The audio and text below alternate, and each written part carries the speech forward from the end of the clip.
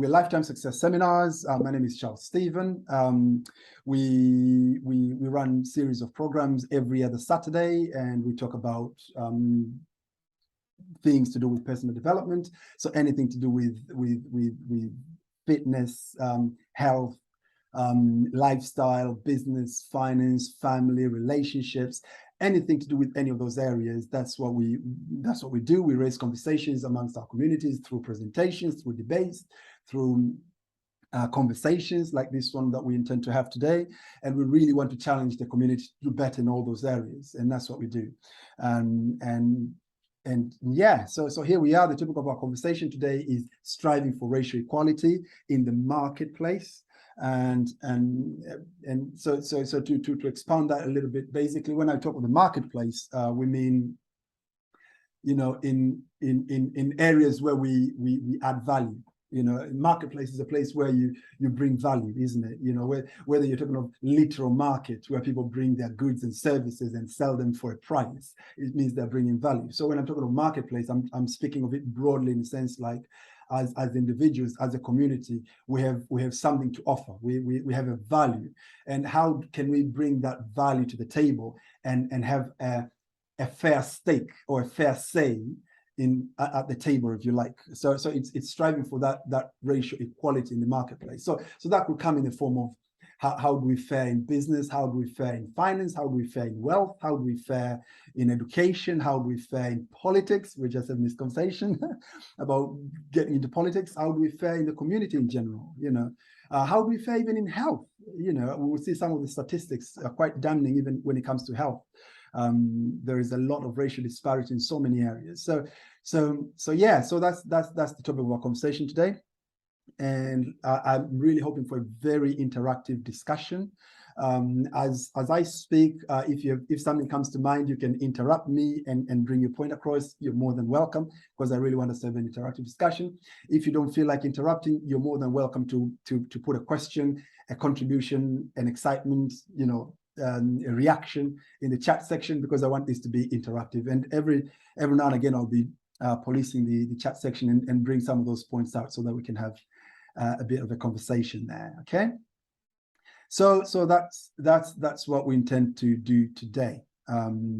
Allow me, guys, to share my screen, and then every now and again I'll be pausing, and then we'll have a conversation and carry on from there.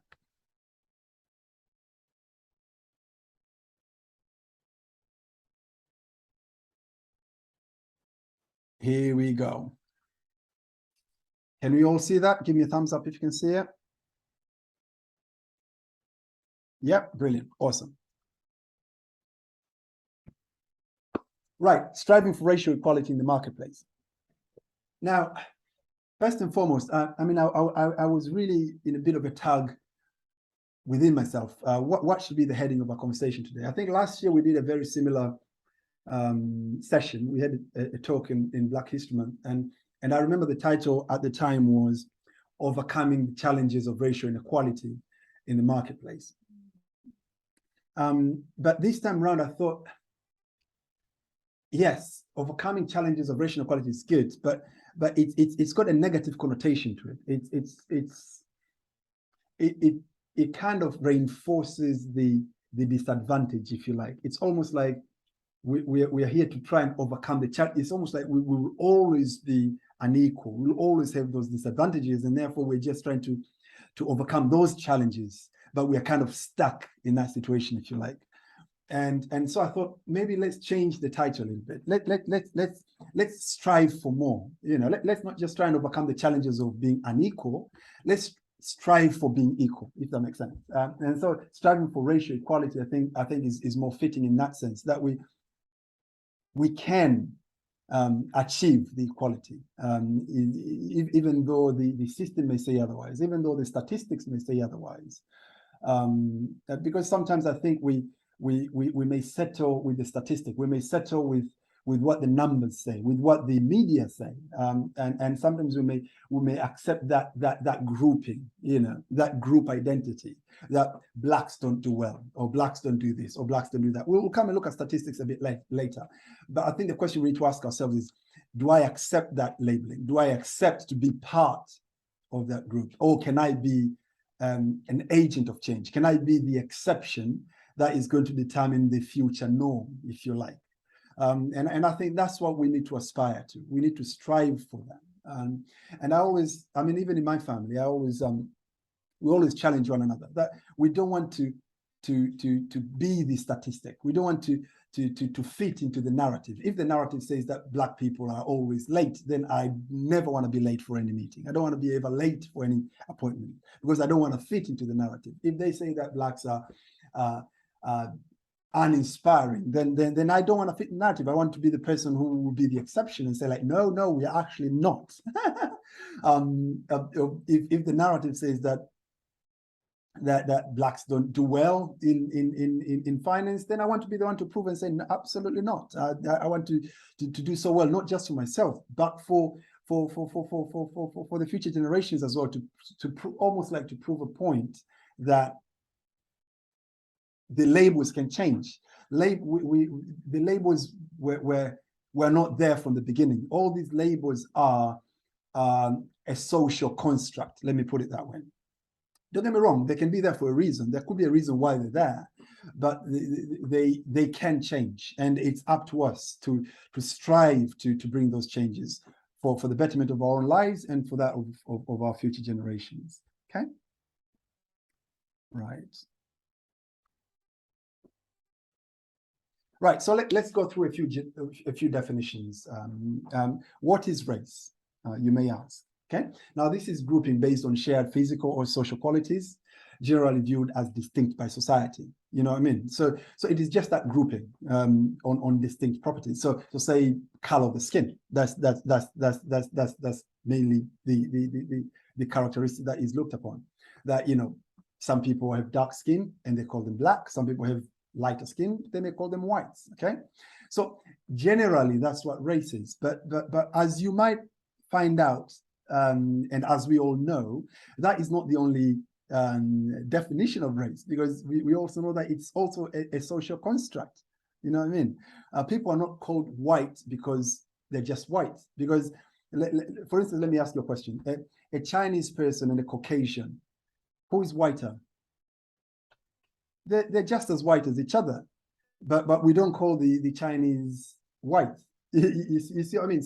So sometimes race is not so much just the color of skin. There's something more to it. It's a social construct.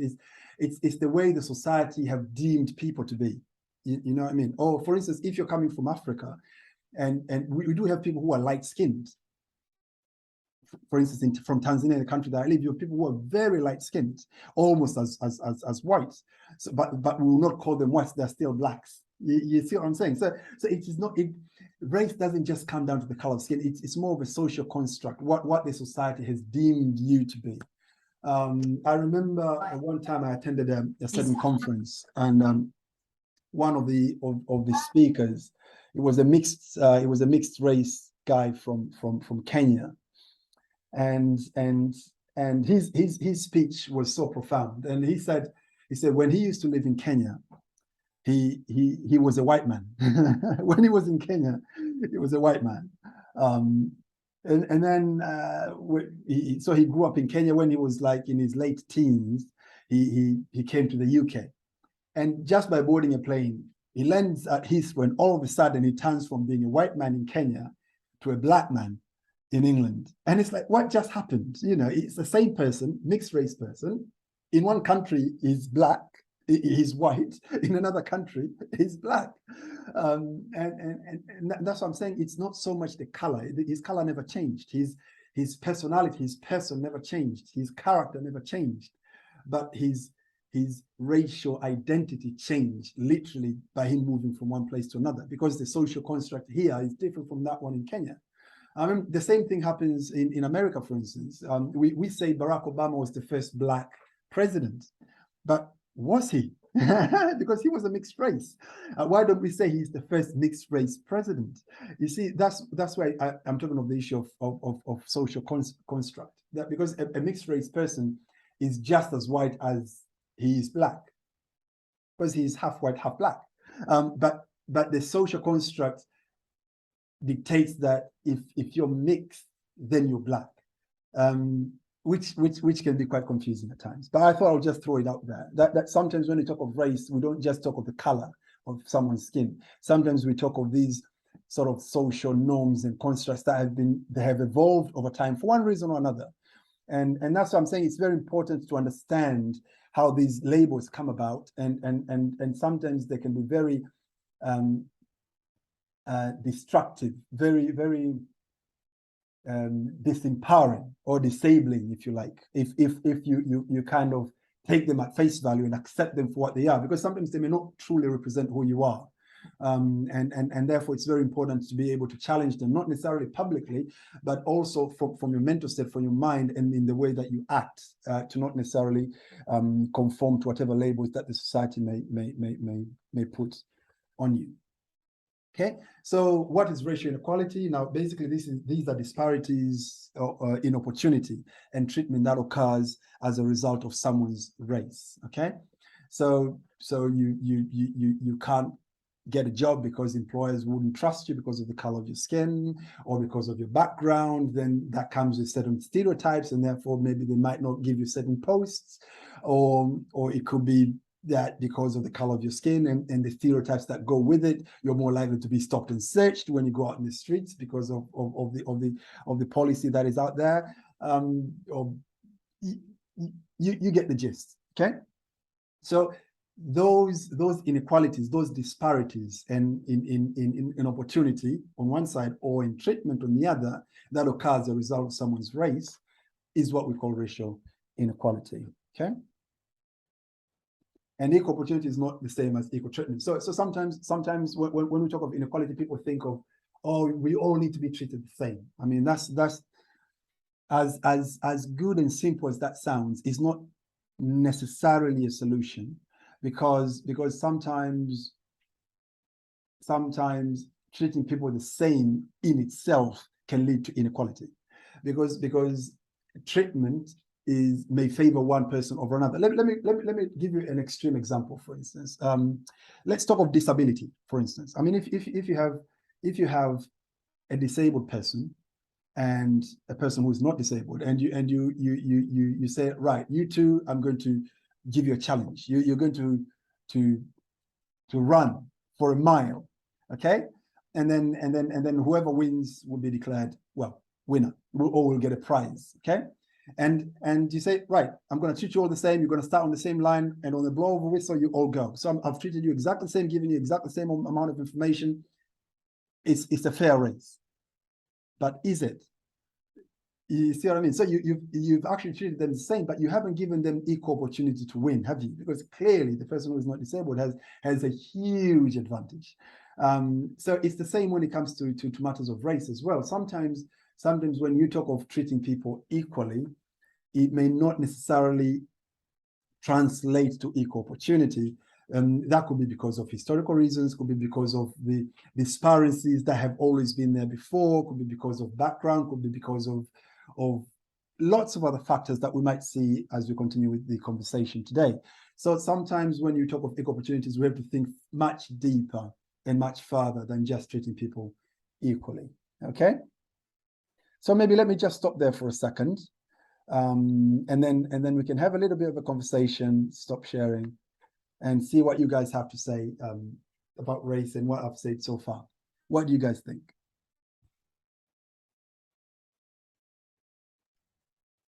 Eva? Yeah, you were just sharing about how, the mixed race child just gets into a plane and changes. And that was one of my cousins who came recently from Kenya. And, when he's in Kenya, he's celebrated like a white man. And when he's in university, all of a sudden, he's a Black person. And it was very interesting and very, that's something he'd never expected. And also, I also never kind of thought about it, when you're ticking the box and it's like, oh, I can't quite say I'm white, and I have to say I'm Black, and it kind of played on his mind for a bit, and it's interesting, the social construct, as you said it. I also like the fact also that you highlighted equal opportunity is not the same as equal treatment for everybody, because I think sometimes when you're talking about health inequality, we think everybody should be treated the same way. Level of care, yes, but tailored to everybody's sort of need. Yeah, but very interesting topic. Thank you. Thanks, Eva. Who else wants to come in? Really want to hear your thoughts. Great. Yeah, just like Eva about the equal opportunities, giving disabled person and able-bodied person the same opportunities are not equal opportunities. We should have considered the disabled person's ability and deal with them accordingly. Yes, but it didn't occur to me until you raised that point. So thank you so much. Brilliant. Thank you so much. Okay, let's crack on a little bit, and then we'll have another opportunity to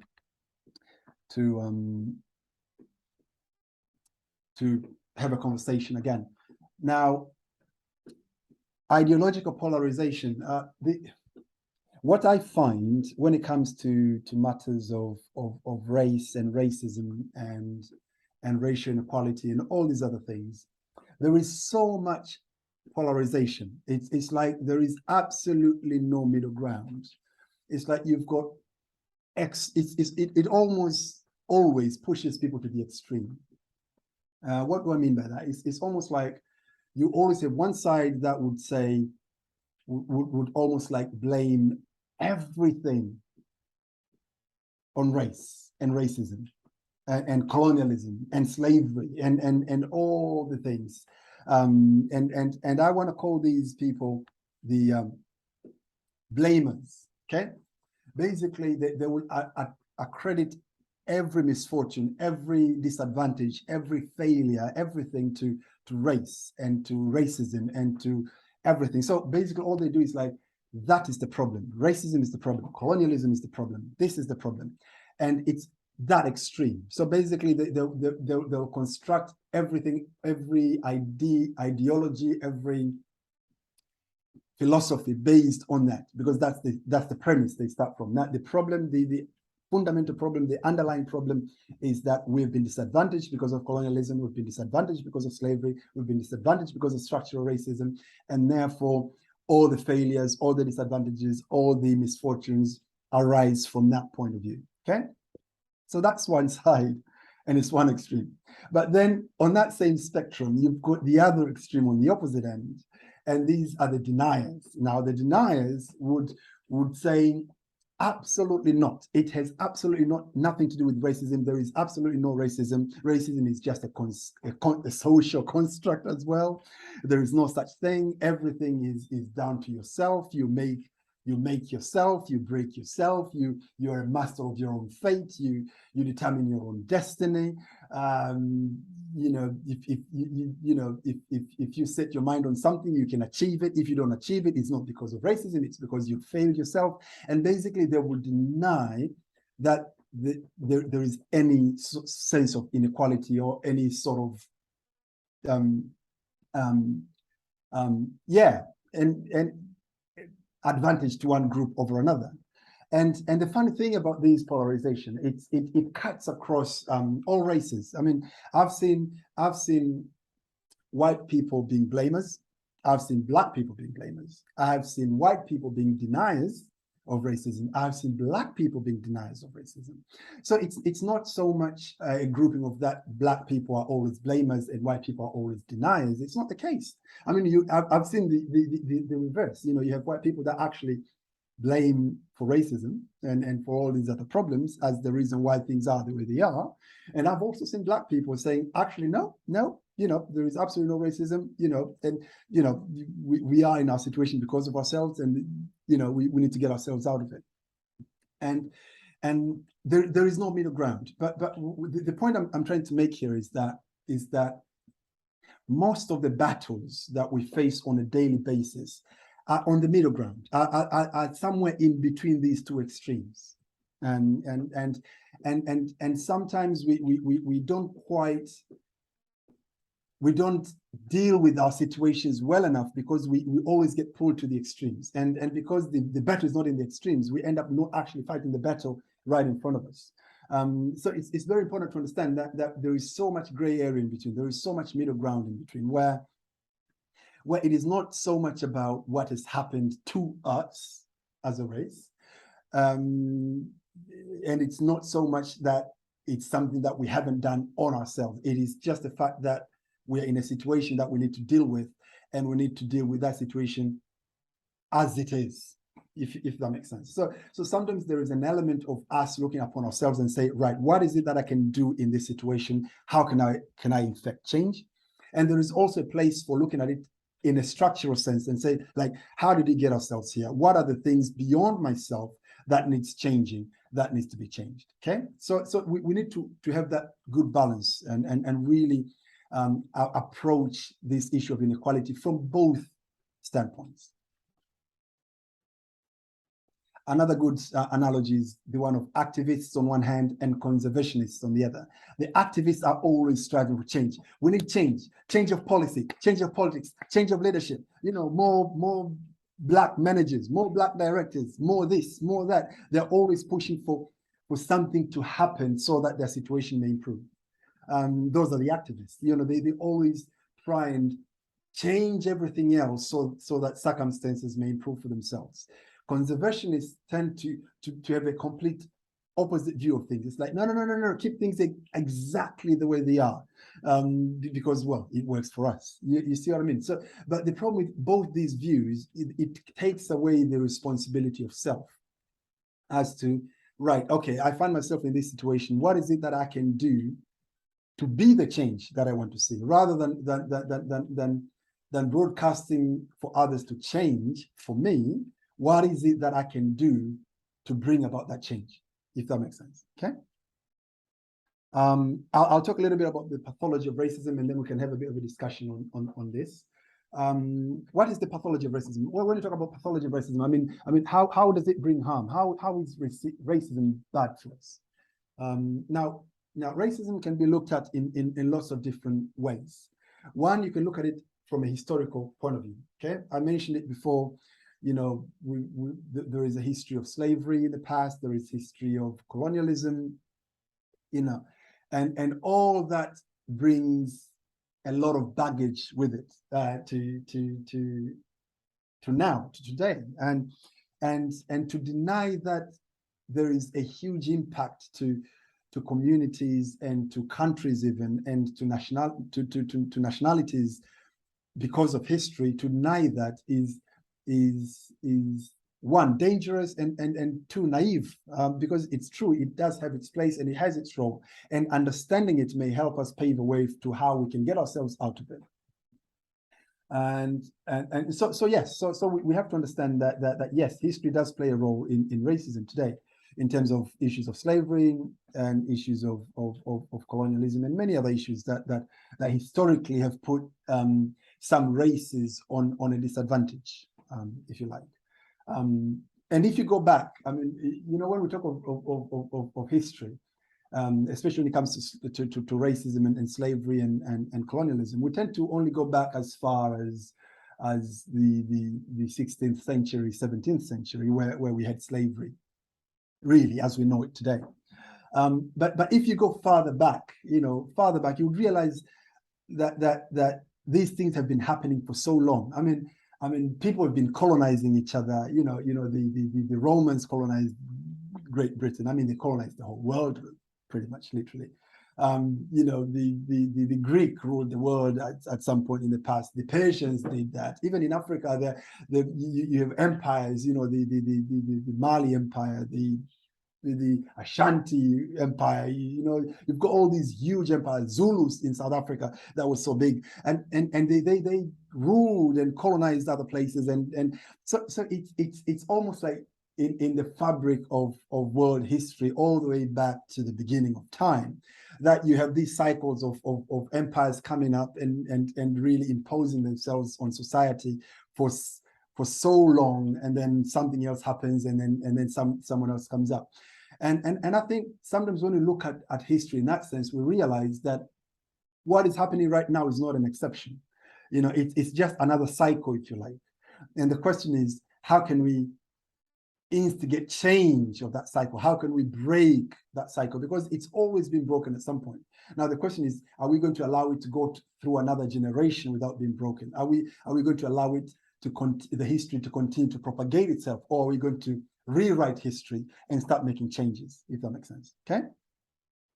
So another way to look at racism, pathology of racism, we can look at it structurally, you know, structural racism, institutional racism, systemic racism. And this is what we tend to talk about a lot, especially in today's world. When we talk of racism, people are talking about structural racism, institutional racism, systemic racism that we see in workplaces, in the society, in the communities, and everywhere that we go, basically. I'm not going to spend too much time talking about that because we hear about it everywhere, in media and everywhere else.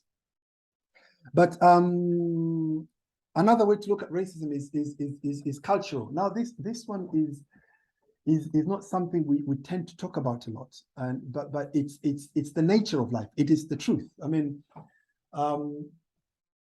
like attract like. I mean, we tend to say that opposite attract, isn't it? But it's not real, is it? I mean, even with the magnets, you say magnets, you know, opposite poles attract. It's true, the opposite poles attract, but the reason they attract is because those two magnets are actually facing in the same direction, if that makes sense. If you can visualize what I'm trying to say here. You would have a North Pole, a South Pole, another North Pole, another South Pole. They're all facing in the same direction, and that's why they're attracting each other. It's not that if they are facing in opposite direction, North Pole, South Pole, and this or North Pole, South Pole facing against each other, that's when they repel, if that makes sense. So it's more to do with the alignment and the direction in which you're going that determines whether you will attract each other or not. But anyway, enough of that. Basically, the point I'm trying to make here is that always in nature, like tend to attract each other. And that is no different when it comes to race. I mean, you think about it. If you take two individuals, right? They don't know each other at all. And I'm just going to go to the extreme here. And you take these two people and you take them to the moon. One person from India and another person from the Eskimos, from Greenland, and you throw them in the moon. They're the only two humans there. I mean, they will feel like they are closer than brothers, won't they? They'll feel like they've known each other forever. They'll feel like, oh, you're my brother, you're like my twin. Why? Because all of a sudden, they're in a situation where they feel they have more in common than they don't, and therefore they tend to attract each other in that sense. I mean, it's the same thing. When you see someone that you, for some reason, you perceive that you have more in common, you tend to have an affinity for that person. Now, that perception of commonality may come even in a form of a skin color. You see someone who has your skin color, and that gives you a perception that that person might have the same experiences as yourself. That person likes the same things, understands the same things, is more likely to go along with the same things that you would, and therefore you get attracted to that person. Okay, I call it fish shoaling. I mean, you know, like with fish out in the sea, they tend to do that. They travel together. The same kind of fish. We call it school of fish. They go together in the same group. Why? Because they feel like they belong together, because they look alike. Okay, I mean, it's the same with people. When we feel like we share the culture, you feel like this person will understand me better. I'll be more comfortable with this person. I can be myself around this person, and therefore you tend to create some kind of liking to that person, and that is natural. But unfortunately, you blow it up large scale to communities, that may come across as racism. And I'm not saying it isn't. What I'm saying is, we have to understand how some of these things come about, because unfortunately, so many times when we talk of racism, we only speak of xenophobia, which is a slightly different concept. Xenophobia is the hatred of a different kind. When you hate a different race, for whatever reason, maybe because of the stereotypes or whatever it is, you look at a different race and you say, I don't like that race. Okay, now that is different. This one is still racism, but it's not driven by the fact that I don't like you. It's more driven by the fact that I prefer you, if that makes sense. It's a subtle difference, but it's a profound difference to understand when you're navigating through this space, because how you deal with these two things is very different. And sometimes we confuse that, and we end up fighting battles that we sometimes don't necessarily need to fight, if that makes sense. But we'll get to that. We'll get to that. So, but it's suffice to say at this stage that some cultural differences and that affinity for those that look like you may in itself lead to effects of racism. Let me put it that way. And finally, reactive racism. You've heard of I'll give you an analogy. In medicine, you have there are diseases of many kinds. Okay, you've got diseases that are caused by infections. You have an external agent, a virus, a bacteria, a parasite, has to invade you and almost like cause the disease, if you like. And you've got other diseases, we call them metabolic diseases, where your body, for one reason or another, doesn't function properly, and start doing things that it shouldn't do, and causes problems, things like cancers, for instance. You have cells almost like reproducing themselves and creating all these dysfunctional cells that end up causing tumors and stuff. That's another form of diseases. But also you've got something we call autoimmune disease, which is almost like an overreaction of your body to either an external factor or a perception of an external factor. So the body ends up attacking itself, if you like, and we call it an autoimmune disease. So it's more of a reactive kind of disease, and you end up becoming so ill, not so much because of the external pathogen or external factor, a parasite or a virus, but you become so ill because of your own body's reaction to that, if that makes sense.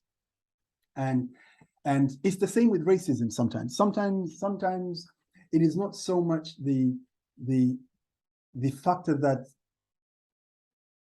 has caused the inequality, that causes the pain and the suffering and the disadvantages.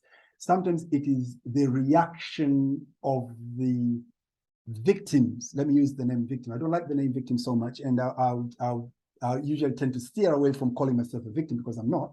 But let me use it at this stage to make a point here that sometimes our reaction to our perception of racism causes us more harm than the act of racism itself. Okay, I'll give an example. For instance, we end up. I'll go back to the previous point of culture. We end up sort of keeping ourselves in the fringes of society because we find comfort amongst ourselves, because we avoid being in the midst of the mainstream society because we feel that we will be segregated against. For instance, I'm giving that as an example. So by doing that, we have taken ourselves away. We've put ourselves in the fringes and we've taken ourselves away from the decision-making table, for instance. We've taken ourselves away from airing our concerns and our views. We've taken ourselves away from getting our points across. We've taken ourselves away from turning our culture, which is now in the fringes, into a mainstream culture, for instance. So sometimes our own reaction, the way we react to these inequalities, unfortunately, instead of reducing the inequality, they end up exacerbating it. So that's another pathology of racism, the way we react to it, and it's important for us to understand and deal with it accordingly. Let me stop there for a second and hear what you guys have to say. What do you guys think?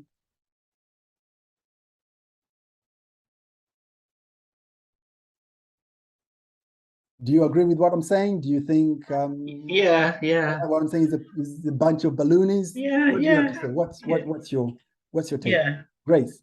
Yeah, I think what you're saying is very true. Is we take ourselves out of the decision-making process because we are so emotional so much. We feel, I think if we should take the emotions out of what's happening, we could tackle the situation and be productive or structural or whatever, or come out positively.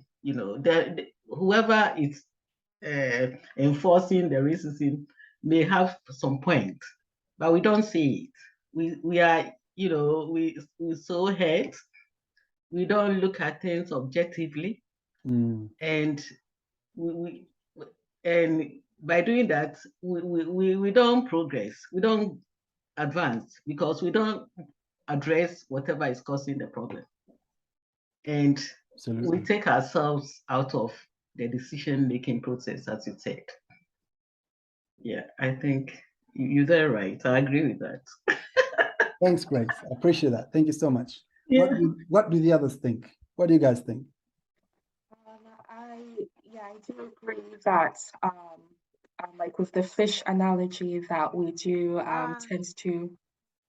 Sorry, Mom. I'm just gonna say one point. We do tend to gravitate towards people who are like us, but at the same time, there's like in the UK, there's a lot of spaces where we can't do that because we might be the only Black person in the room, and then that like reduces your representation even more if you're a woman, so the only Black woman in the room.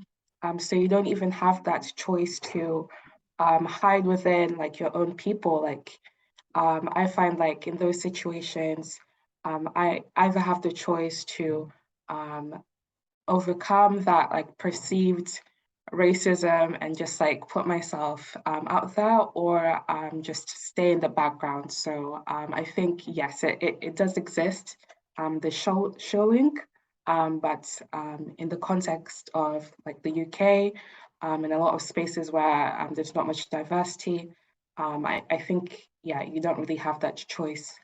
Yeah, it's a different situation. Absolutely, absolutely. And I like the way you've put it, Boke, that in that sort of situation where you don't have a choice, you don't have a choice in a sense you don't have people to aggregate with. You're left with two choices, isn't it? Either you shrink to nothing, to oblivion, or you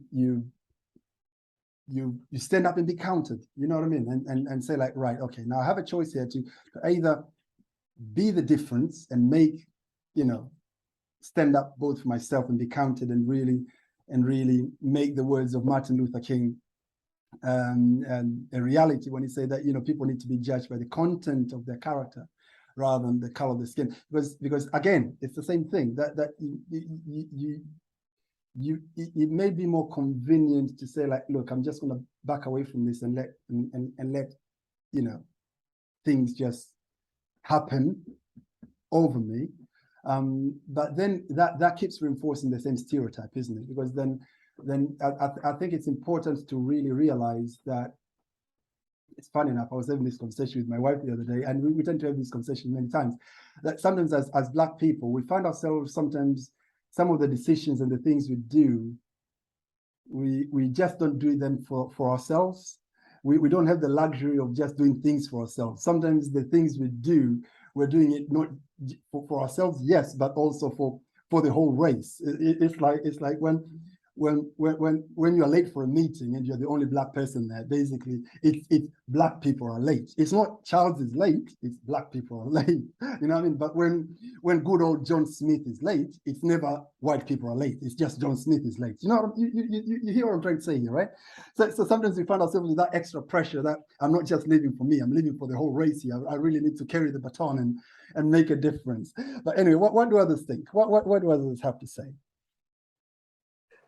Yeah, I think that's a very good analogy of what Boke said, if I pronounce your name correctly. And I usually go with the saying, get comfortable with the uncomfortable. Like, it's I think success in its whole, beyond Black, beyond everything, is just a really personal thing and responsibility. But yeah, totally, I can feel what you're coming from in sense of sometimes you're like, the backing would make a difference. It's like if you're working, let's say in Africa, and you have all the Black people, it the feel is different because you'd never have to deal with the extra layer of I am Black, But yeah, it's something we experience every day, and we have to learn how to do it. I like, Charles, what you said about the difference between, I think it was racial preference and then xenophobia. And it got to be, the thing that you're saying, you prefer somebody because they look like you, and nothing more to it. But xenophobia is I hate you because you're from a particular, look a certain way, or a particular tribe or anything. And I think it's a very important term that people need to understand, because sometimes when you hear of racism, I think it can be taken to the, it can go either side, everything, but it's a very good thing for people to understand why maybe I prefer to sit with my other Black person because they make me comfortable, similar as the way the white person would be very happy to sit with the other person because they kind of know where to start. And I think we should make the conversation should be normal, and not, of course, not one race taking advantage of another one. And on another point, I think some people they haven't been through the colonial phase or everything, but, oh, I'm not succeeding because of this, because of that. So you take it, but it has no direct impact to you. It's just a clutch to have, which is a really big thing amongst Black people. So I thought that the descriptions were really good. I'd never looked at it that way, so that was good. Thank you. Thank you so much, Eva. One other person wanna hear a contribution from someone else, and then we can crack on. Anybody else? Yeah, I can contribute on statistics. For myself, I think I always believe, or I trust, that I can make a difference by trusting myself. Anything starts from your heart. If you don't trust yourself, you can always refer yourself from what people say about you, because people, they speak something which they don't know. Who are you? But you are the only one who knows who are you. So by trusting yourself, you can make a change, believing that by speaking or by defending this or by defending that, I can be able to be heard. And because of the lack of trusting ourselves, that's why we compromise things by people referring us with maybe color or by this and that. But if we trust ourselves, we can ignore even about the statistics we hear. For example, during the COVID, every day they were talking about the figure for people who are dying, this and that. And most of people were encountering different difficulties like high blood pressure, this and that, because they focused on the statistics every day. They put on the news, they start watching the figure of people who are dying because of the COVID. But who knows those figures, whether they are correct or not? You have to trust yourself that, okay, let me go with what I want to choose and stand for this. If they say, okay, do ABC, go for vaccination, wash your hands, do this and this and this, let me follow what is needed to prevent COVID. But if you go with the statistics, which means you don't trust yourself that I can make a difference by doing something to prevent this, always you find like, I'm small, I'm not educated, I cannot do this because most of black people, we don't do this. For example, cultural, we are already affected, knowing that, okay, maybe back home in Africa, what should I say? Most of girls, they don't consider them to be educated. But if you continue to put in the mind, you find always that I cannot get education because I am a girl or I am a female. I cannot go further education because originally in Africa, they were not educated girls. So because it is in your mind, you are the one to change yourself by trusting and believing that I can make a difference by speaking, by denouncing things which you don't like. For example, if someone comes and say, oh, that black lady, you say, no, yes, I know I'm black, but my name is this and that. For example, in a care job, you find someone is saying, I'm just a carer. You see, now you are demoting yourself by accepting that you are just a carer. No, you are not just a carer. You have got something original in you. It's just because you lack trust in yourself that you have got something in you, though you are a Black African or whatever it is, but you have got something extra in you. So by trusting and believing yourself, you can speak out, you can raise awareness for Africans, and find you make changes. If you make a change for yourself, you can cause another person who is closer to you to trust yourself. Always, when I go to work myself, I know that I can make a change, even within 5 hours or 10 hours, which I'm going to be there. I'll make a change.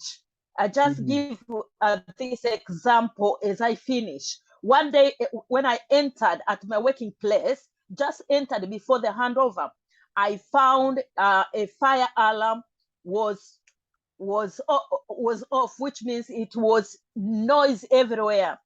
People were not settled. They were running up and down, taking their phone to call fire brigade. Then I said, what's the matter? Please, Monica, come and help, come and help. You know what? I didn't think of the training I had of fire or whatever it is. What I knew is how to tackle the alarm. Straight I went there, I read all the instructions, I managed to silence the alarm.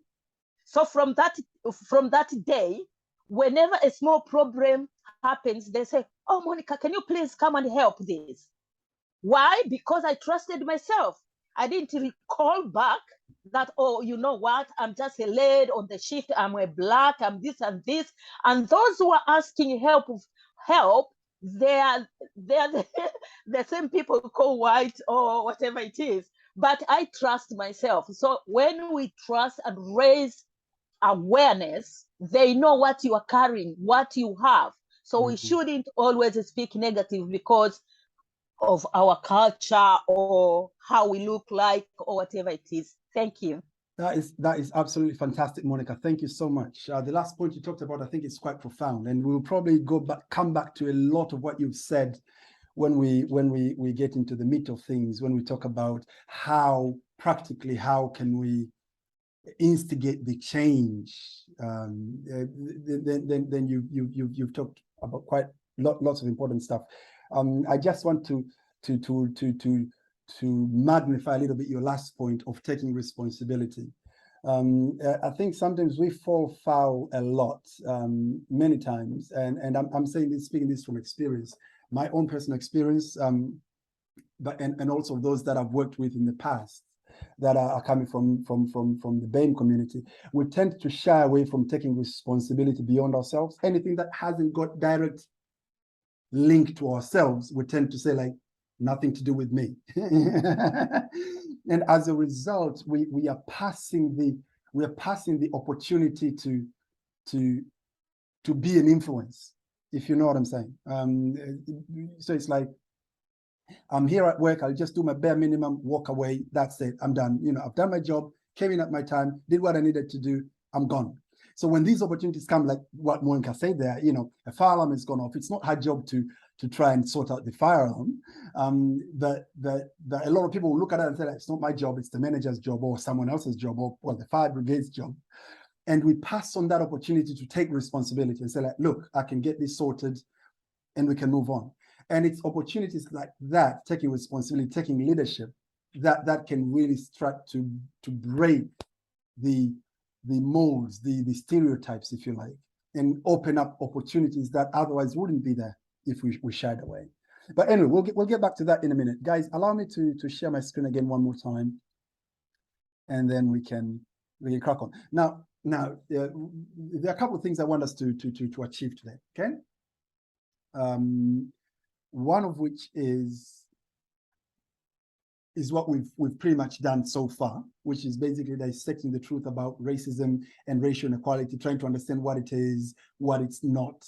You know, when we talk of race, what is it we're referring to? You remember we talked about the structure, the a social construct, you know. And then also when we talked of racism, we kind of looked at the difference and the nuances between xenophobia and showing, you know, affinity for the like, and how both of them contribute to racism, but they come from completely different viewpoints, and therefore how you address them has to be very different as well. We've looked at racial inequality and fact and things like what else? What did we look at?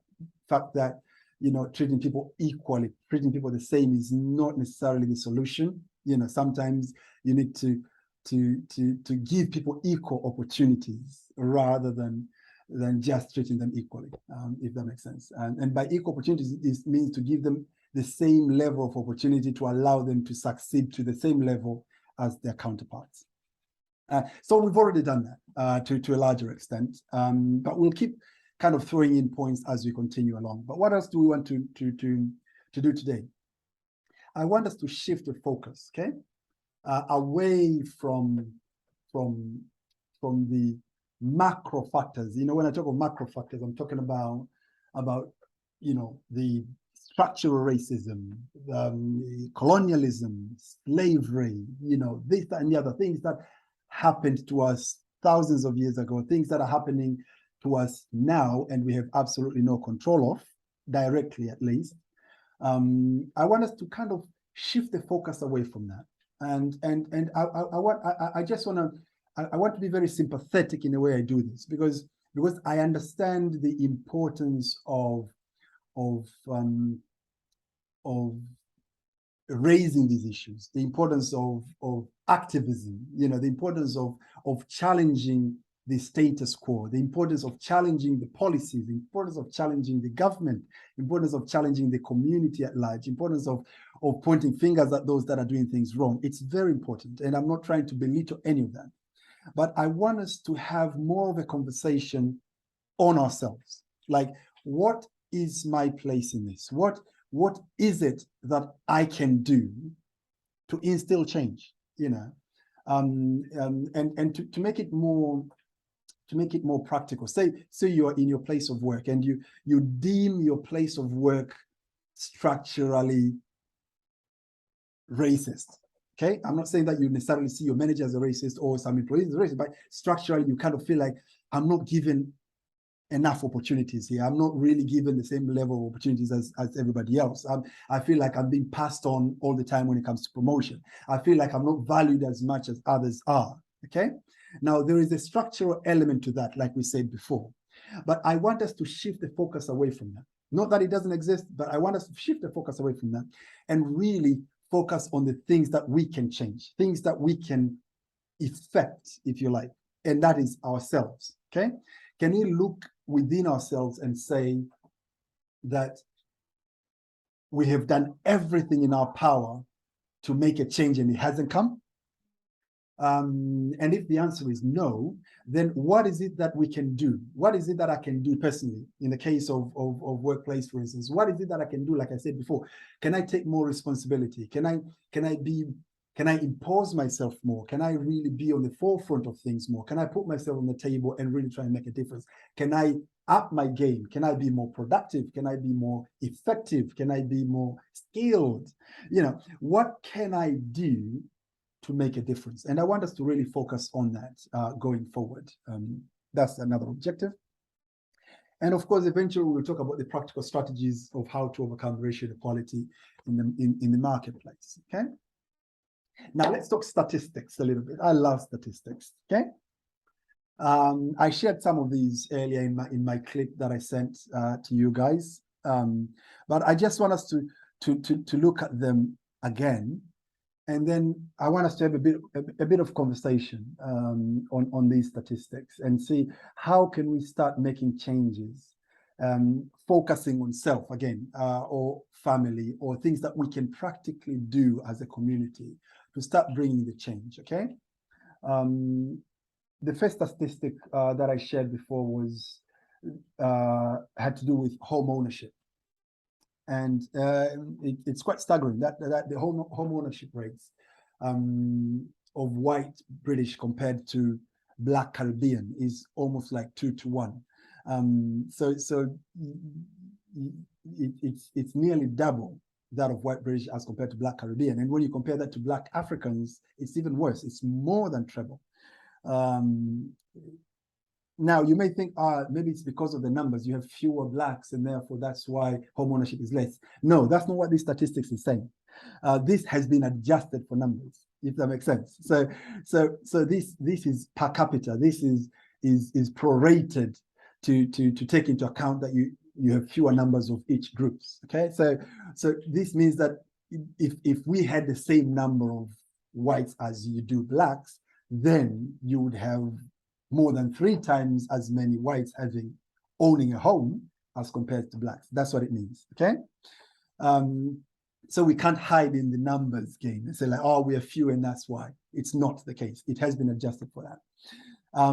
But then if you spin that, the opposite is also true, that these minorities are instead vastly overrepresented when it comes to private renting and social housing. If you go to look at social housing in terms of those who are living in council houses, and all other forms of social housing, and in private renting as well, you have the Blacks, Caribbean and African being more represented in that faction than their white counterparts. Okay, now that is something that needs to really be looked upon, and we really need to look upon ourselves and say, hang on a second, why is this the case, and what is it that I can do to change this, both for myself and for my future generations? You know, why is this the case? Maybe before I go to any other statistic, let me throw this question out to you. Why do we think this is the case, and what is it that we can do to change this? What do you guys think? Well, can I say something? Go for it. So, Black Africans only come here, until recently, we only come here to study and go back home. Nobody plans to stay here. Black Africans will come, do their postgrad or whatever, and then go back to Africa. West Indians come here to work and stay. So you can't compare that to us. If I was doing statistics out, and you know, like me, when I came here, I said, look, I was just passing through. I didn't plan to come and stay here.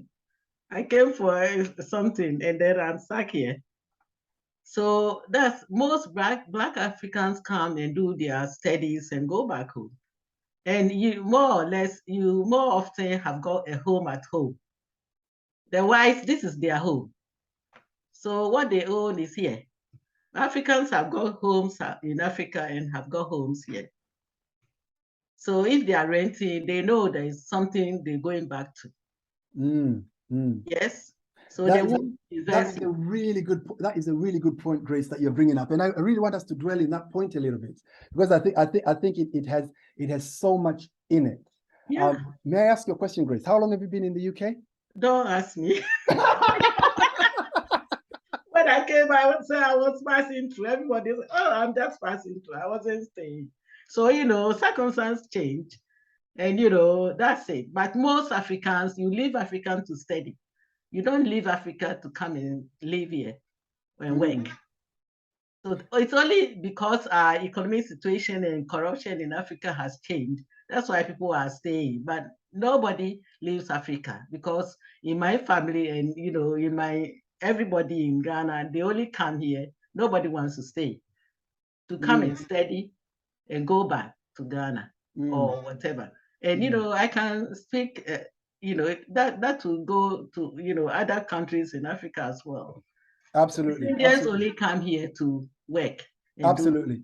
I mean, it's a very common thing you hear, isn't it? And we've all said it at one stage or another, that I'm only here temporarily. I'm going to go at some point. Yeah. But then that some point becomes 20 years later. I know, because of the retiring, and it hasn't happened.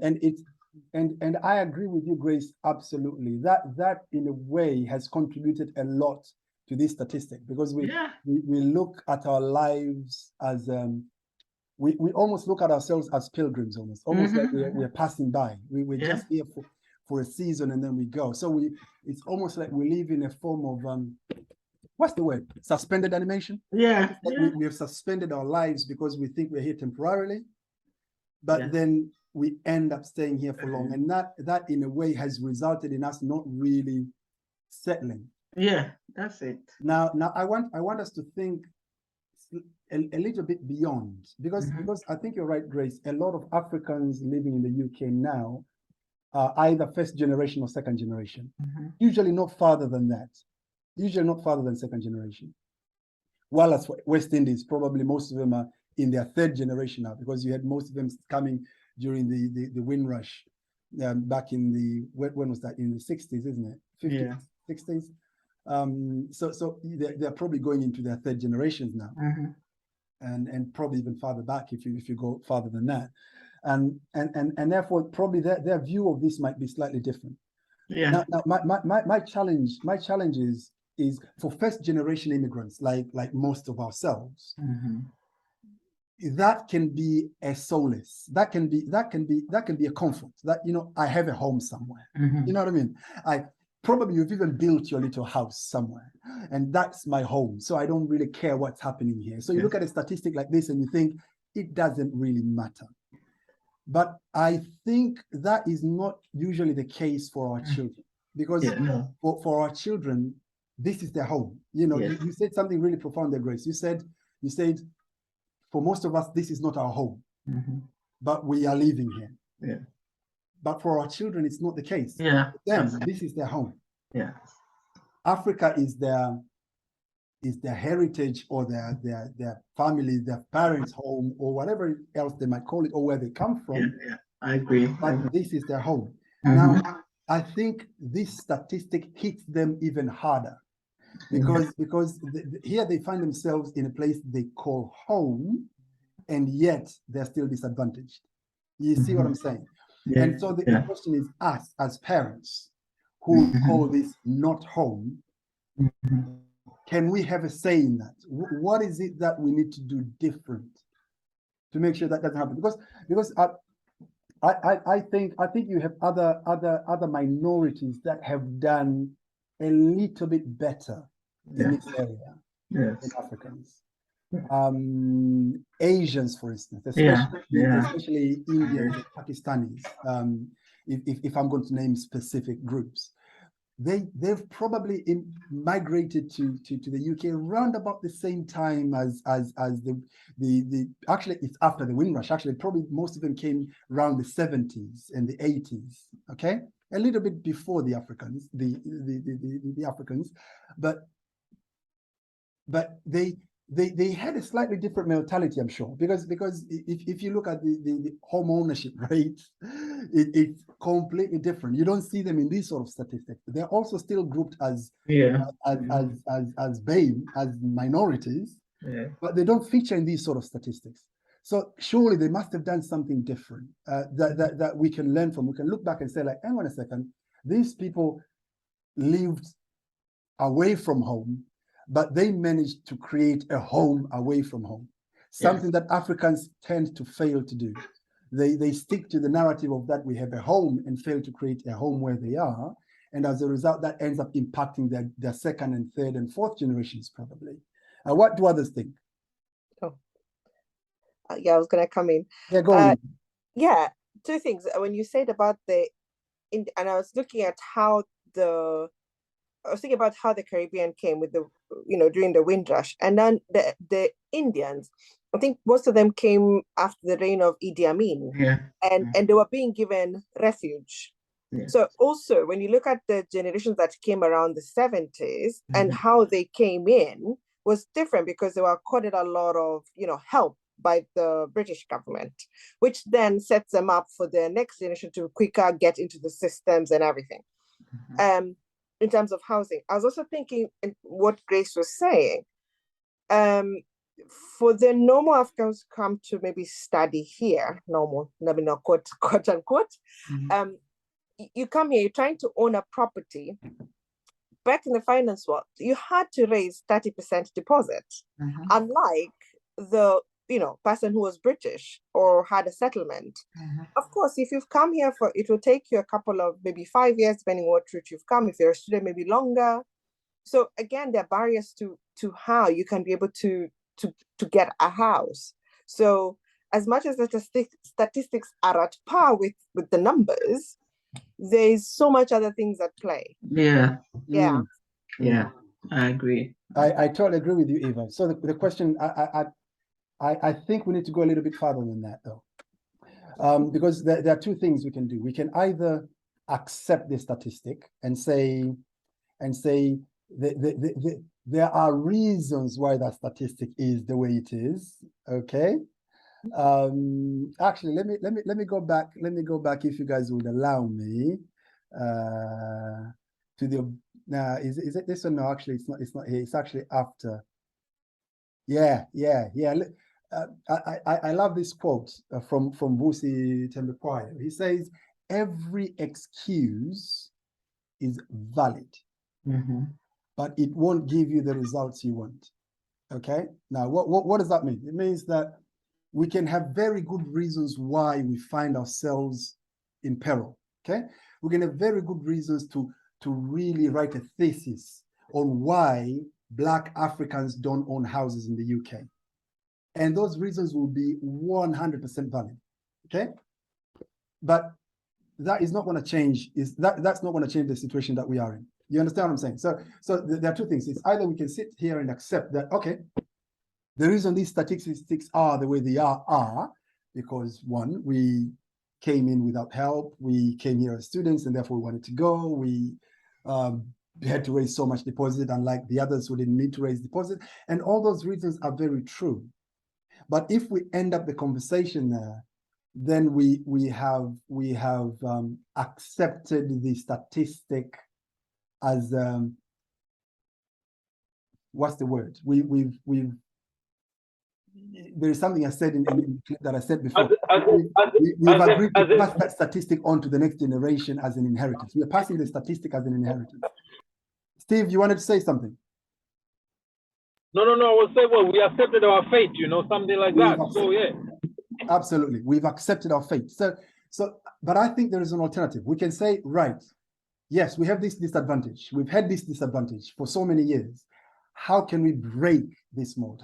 What is it that we can do now to change this? Because if we don't do anything about it, the community, well, the government is not going to do anything for us. The Indians are not going to do anything for us. They have their own battles to fight. Nobody's going to do anything for us. So the question is, what can we do? Yes, I need to raise 30% deposit. So the question is, I either accept that I can't do that and walk away, or how can I make this happen? Because nobody's going to give it to you. That's the point. That in the course of history, from the very beginning, nobody has ever been given anything. Everything has been taken. The Romans ruled the world. Eventually, the world got tired of the Romans and they took the world away from the Romans. You understand? At some point, the British ruled the world and the world got tired of the British and the world decided we've had enough. We're going to take it back. Okay? Here we are. Here we find ourselves in this situation. We can either give all the reasons why we are in this situation, or we can say, hang on a second, we need to change it. We need to do something. And sometimes that might even mean you doing more than what your counterpart does. This is something I tell my children all the time. I say, look, don't try and be average, because if you try and be average, your results will be less than average. Why? Because you always start from a disadvantage. You have all this burden, you have all these stereotypes that you have to carry with you. And therefore, if you do average, all this junk and all this burden and all these stereotypes that society holds on who they think you are will pull you below average. So always try and be ahead. Always try and excel, because if you say, sometimes I have this conversation with my son. He comes home, I give him lots of homework, and he says, oh, why do I have to do so much homework? It's like, yeah, because that's how you get ahead. They say, oh, but my friends are not doing so much as many homeworks as I am. I say, hang on a second, you're not your friends. They have their own journey and you have yours, and your destiny is very different, and you have to do that extra, because it's almost like you're compensating for what you didn't have. So it's the same when it comes to the conversation of the housing, for instance, that they were mentioning before. That we have these advantages, but we have to take the conversation to a point of how do we overcome these challenges? How do we break this barrier? How can we, as much as we still cherish our home back in Africa, wherever that may be, we are living here now, okay? And we've lived here for so many years, and our children will probably continue to live here when we are gone. So how can we also make this our home? Because it is, I don't think it's a crime, because sometimes as Africans, I think we have this tendency to feel guilty to feel at home. There is almost like that unspoken guilt that if I get comfortable here, you know, it's almost like I'm betraying the motherland. There is almost that sense I can't have a second home, if you know what I mean. And therefore, when we have these conversations, there is almost that allure to create an impression that, you know, this is not my home, you know, I'm just passing through, I'll be going back. But then 20 years on, you're still here. So I think we need to have a different kind of conversation and say, hang on a second, yes, home is home. It's never going to change, but I'm going to be here in the long term. And I've been here in the long term. So how can I make this home both for myself and my children and still have a home, if that makes sense? And I think that's the kind of conversation we really need to have. Let me throw in another statistic, and then we can stir up more conversation, okay? And I'm sure this will stir up a lot of reasons as well. White British students are more than 3 times as likely to achieve high A-level grades than Black Caribbean students, according to figures from the Department of Education. Quite interestingly there, it didn't say Black African. Maybe you guys have something to say about that. Yeah. I will throw in something else there as well. Blacks are seeing at least double the unemployment levels as whites between 2004 and 2018. Okay? What do you guys think? Let's have a little conversation there. Yeah, with the second one, they didn't bring Black Africans because they know that the Black Africans achieve more than the British, white British. Mm-hmm. They achieve higher A levels than even the white British, Black Africans. So they have hidden that, you know, fact. Why didn't they bring that up?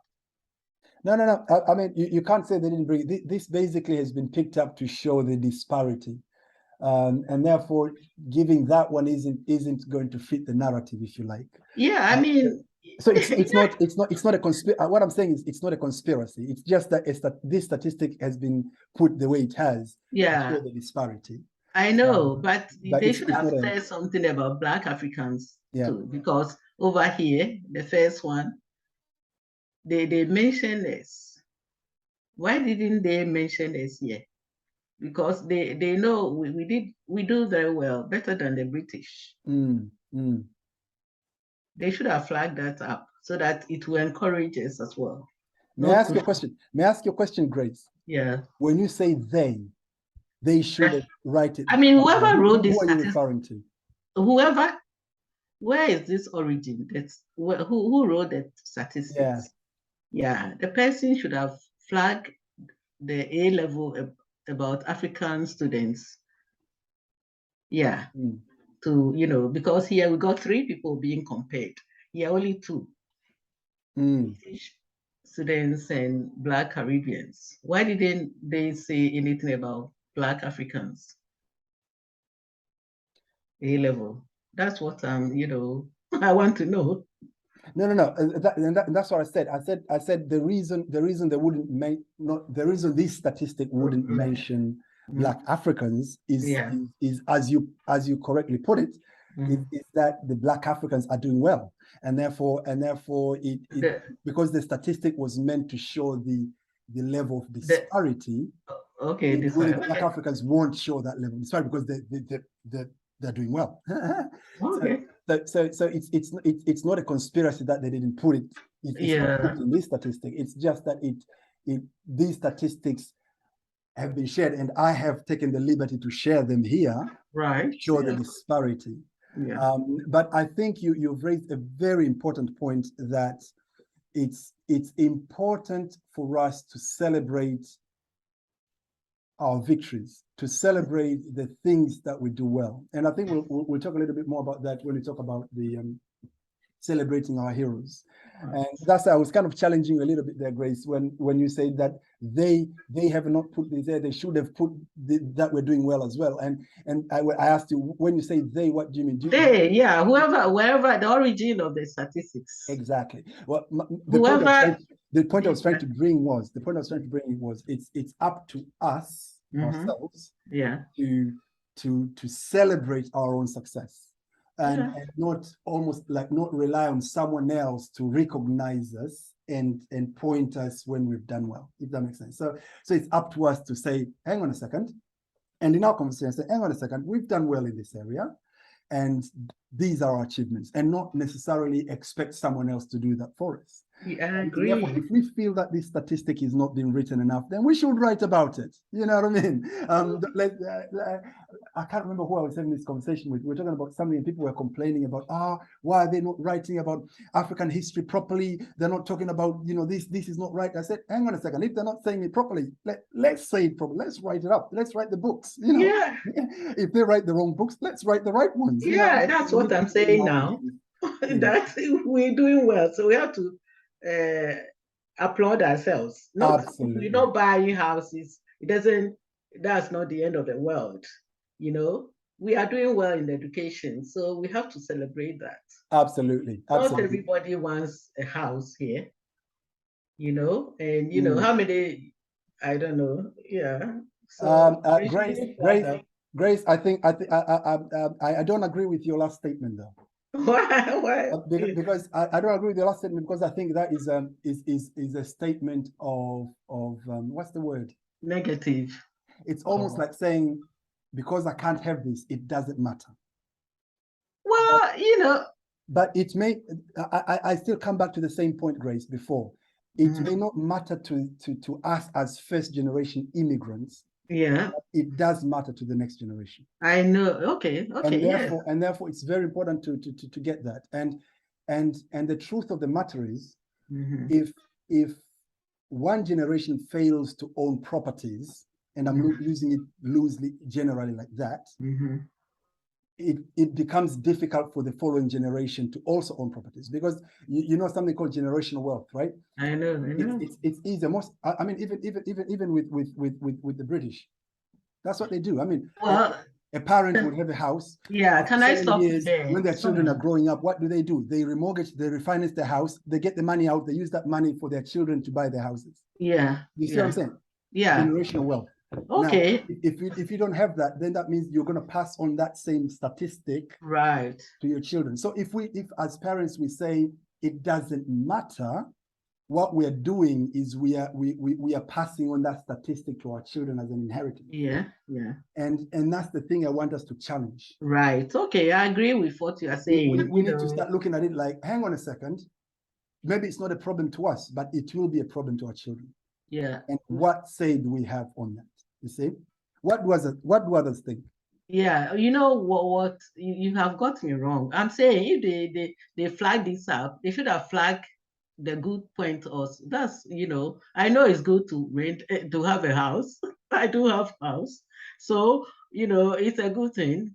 You'll be paying somebody's mortgage by renting and all that. I know, and we do have houses in our family, so I'm not flagging that down, but I'm saying the fact that they raised this as an issue, they should have spoken about the good points as well. That's where I'm coming from. But I'm not saying it's not good to have a house. The young ones, we have to help them to have houses, but we know it's an investment. Sometimes it's a liability, but we need to help them get it. Liability, investment. Absolutely. Yeah, I'm not saying it's not good. It's good. The young ones, we have to help them to own properties. Yeah, it's an investment. Yep. Yeah, but they should have flagged the fact that Africans do well in A levels. Yes. What do others think, guys? I'm going to throw in a few more statistics there for you to read. But what do others think? Yeah, I just think, just on Grace's point, if you're going to compare three things and continue, because then it could have been actually Black Africans are doing better than their white counterparts. Yeah. It could have read that. Yeah, and I think, as you said, we can't blame them, but then if you're gonna write a report, make it balanced. Again, have our own things and our responsibility to do it. It should be a balanced. Apologies, guys. You're missing the point. These statistics are not written by one person. You have to understand. These are different statistics from different sources that I have pulled together to show the disparity. Okay. So this is not a work of one person that has brought these statistics to create a narrative. No, these are statistics from completely different sources. The reason they've been compiled together, and they've been compiled by myself, is to show the disparity. Okay, so if we're going to sit here and start arguing, why have they not said this, why have they not said that, it's not the point of these statistics. That's what I was saying. So yes, Black Africans may well be doing better than the other groups, but that's not the point of the conversation at this point, because at this point we are trying to point out where we have not done well in order to do better, if that makes sense. So let me just put it out there. So let's not get stuck on the point that why is this not raised? Why is this not mentioned? Why is we've done well here and it's not been said? Because there are lots of areas that Blacks do well. Yeah. They've not been brought up here because they remember what the topic of our conversation is. We're trying to level the playing field. We're trying to strive to overcome the racial inequality. We're trying to strive for equality. So I've raised the points of areas where we have not quite done well. And to have a conversation on how can we do that well. That doesn't mean that we haven't done well in other areas. Okay. So you've got other statistics there, like the stop and search one, which it really is a shame. Stop and search rates between 2018 and 2019 shows that Blacks are now nearly 10 times more likely to be stopped and searched by police than whites. Why do we think that is the case?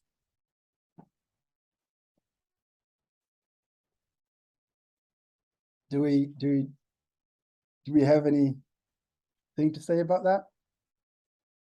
And then we have the other one, that people from Black and ethnic minority ethnic backgrounds are up to twice as likely to die from COVID than white British. And that was another statistic. It was very propagated in the news, wasn't it, during the COVID time? And yeah, so you have all these disparities that we see in statistics. And the reason I've brought them here is we can choose to say, there is a reason for that, and settle for those reasons. Or we can look at them and say, something has got to change. And there is something we can do different to try and effect change, whether that be in the home ownership front, whether that be in the education front, whether that be in the employment front. We can ask ourselves questions like, why is it more difficult for Black African to get employed in certain sectors or in certain fields or in certain areas or in certain positions, for instance? And then we can look at that and say, okay, if these are the reasons we think are, what is it that we can do to break that ceiling, if you like? Okay, and I think that's the conversation that I would like us to have. Now, I know the time has really gone. I want us to have a bit of a conversation, and then we'll call it a day. I want us to have a conversation generally now, like what are the things that we can do to try and change these statistics? What are the things that we can do to try and improve these statistics?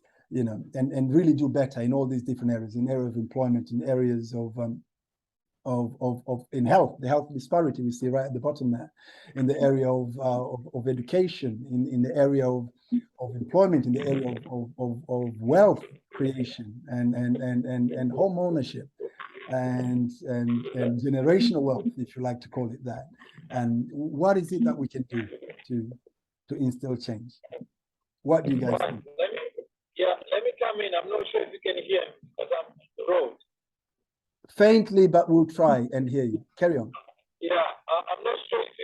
hear me. I am on the road, but I'm trying to, yeah. Are you hearing me? Faintly, Yeah. but we'll try. We can hear you. Yeah. Yeah. Well, as we have already discussed, actually, this has come a long way, obviously, and we are where we are, obviously, due to the whole, I can say what the system or the setup, whatever it is, we are already on a disadvantage side. But what we can do, what I'm supposed is like exactly what Charles said, you know, we have to start from our own houses, from our own homes, you know, encouraging our kids, you know, collectively, you know, they have to do a little much better than average, you know. And well, I think that's possibly the only major point that's gonna help, you know, because we're not gonna succeed by protesting on the street. Because if you do that, well, they're gonna bring the police, obviously, and the authority and take you away. But we have to kind of show that we are better and we deserve, you know, a better place, or we deserve what we are asking for in society. So I think we got to start from our own home, you know, perform more than what we expect, and then say, okay, and we, let's see that we can do it. So that's all I can say for now. Thank you. Thank you, Stephen. Thank you for that really good contribution. That it needs to start with us. What can we do? What can I do to effect that change? Which is something we've been talking about from the very, very beginning. Thank you so much. What do others think? I'd like to hear from everybody today, really. There's a few comments in the chat. Yeah, we've got a few there, haven't we? What do you want to help us go through them, Boke, for us? Okay, sure. Seko says, in order to make a change, or things we can do, firstly, interact with the community to build good relationships, and to know people around you. Search for more information, know your rights, learn more about the area you're in, know what your strength is so that you can use it. So just using what's around you and also what you have inside of you to make a change. And then fourthly, refuse to be driven or be pushed to do something which is not in your plan. So I think she means that don't let external pressure or whatever society is telling us we should be influence your own plan and your own vision of who you want to be. And then Ngesi says that the point about Africans doing better in education is an example of our overcoming the hurdles of racial inequality. Because we value education so much, we've done everything in our power to excel. We have everything in our power to excel, despite the barriers brought by racial inequality. So education is a tool we can harness.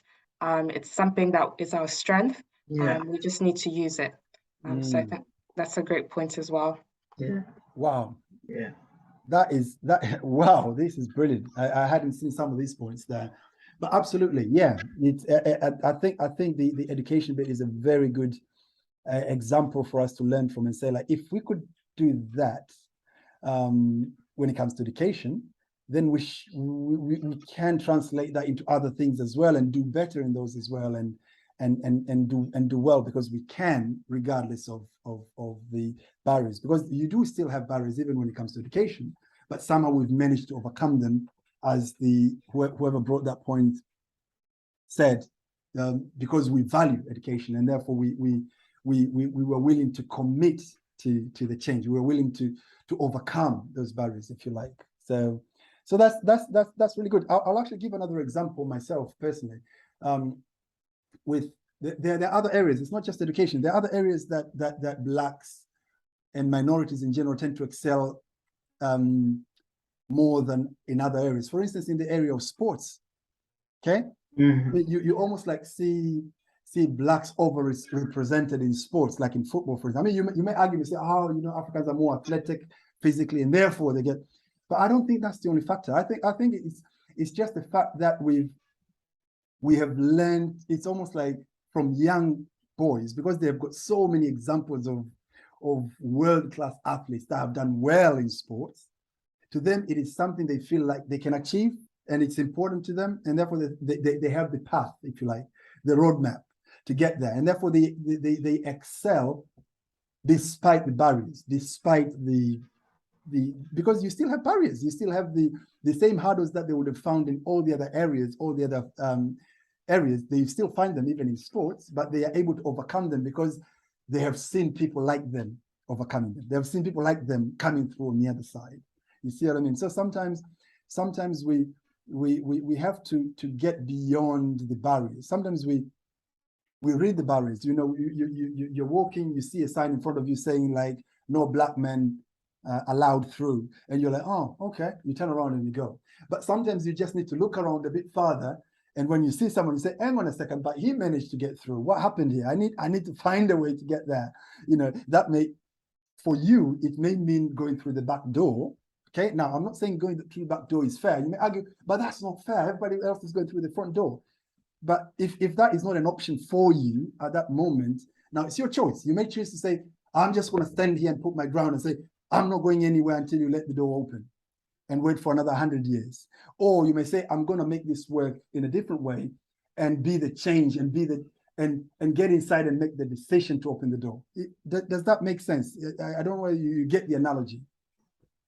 You may either choose to be an activist where you're stamping your foot and say, I'm going to stand here until the door opens, or you may choose to say, you know what, right, I'm going to look for a way that works for me, that is not necessarily working for my British counterpart. But once it works, then I'll pave the way for my future generations to do the same. And I think that's the attitude sometimes we need to have when it comes to racial inequality, and not just accept that we are disadvantaged. And that's coming back to the original point that I hate the word disadvantaged or the word victim, because it almost like sucks the energy out of us. We you know, this grouping, when they say, oh, you know, the disadvantaged group, and it kind of classes everybody in that group. And sometimes I say, no, I'm not disadvantaged. I mean, oh, you know, you have these, you know, or when they say, oh, you know, when these statistics, right? You know, blacks are more this, blacks are more that. And you can kind of see yourself in that situation, and that kind of sucks energy, even when you could have done something about it. You feel like I have an excuse not to do it because, well, the society expects me not to do it anyway. And that can be a problem. And that's why it's important for us to sort of look within ourselves and say, hang on a second, we can be the change, and therefore change the narrative for the future. Eva, you have your hand up. Did you have something to say? Yeah, just on your actual last sentence is, I usually encourage people, get a seat at the table. Wherever you can, get a seat at the table, because then you can enact change. You can be part of the decision-making process. So as you said, we're not waiting for anybody to rescue us, but yet bringing your intellect, bringing your, you know, pizzazz, everything. But in whatever small, whatever thing you're doing, try and get to where the decision is made. And I think that in small portions, if everybody got that, then everybody listening to everybody will be good. Yeah, that's all I wanted to add. Absolutely. Thank you so much, Eva. One final contribution, and then we call it a day. Who wants to sum it up for us? One final contribution? Oh. I think we allow Bouquet to do that. Sum it up for us, Bouquet. Wow, that's a very difficult task. I think we touched so many things, the backgrounds, what is racism, what causes it, what perpetuates it, what we can do. And I think that's where we can focus. What can we take from today? What are the barriers we're facing day to day, and apply it to our situation? If it's getting a house or getting a certain job, like, we can do it. We've been encouraged by other fellow Africans and brothers and sisters who are going to do the same thing. So we don't have a reason to not try. Absolutely, Wow. absolutely. Thank you so much, Poki. That's a great summary. Yeah. Thank you everyone for turning up today. Thank you for your contributions. It's been a really good discussion. We've had some really good dialogues, lots of disagreements, which is what I like, because then that means it brings lots of different viewpoints and it enriches the conversation, which is brilliant. But again, let's take this as a challenge. Yeah. And let this conversation not just end here in these 90 minutes that we've had, but let this be almost like the condiment, almost like the stir up. You know, we've just steered this conversation. Let this continue. And we have another session in 2 weeks' time, which will be right at the end of the month. I think that will be on the 31st. And we'll probably continue with this conversation because that again will still be in the month of October, Black History Month. So we'll continue with this similar conversation, and so be an ambassador, share it with others, raise this conversation. Let's challenge one another and be the agents of change in our communities. And hopefully our future generations will benefit for the better for it. Thank you so much. Have a lovely weekend and be blessed.